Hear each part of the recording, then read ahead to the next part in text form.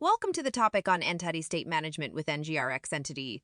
NgRx Entity is an extension of NgRx that simplifies the state management of entities, such as data coming from a server or a backend database.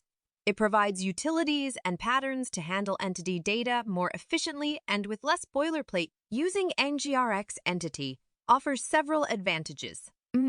Simplified state structure. NgRx Entity allows us to store entity data in a normalized format, which simplifies the state structure and reduces redundancy.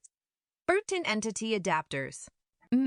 Selectors for entity collections. NgRx Entity comes with predefined selectors to access entity collections and individual entities based on their IDs, which reduces the need for manual selector creation. To start using NgRx Entity, we need to install the NgRx to GAUSCAT package and define entity interfaces. Once we have our entity interface, we can use the entity adapter to manage the entity state in the NgRx store. NgRx Entity simplifies the creation of selectors to access entity data. NgRx Entity simplifies the state management of entity data in an Angular application.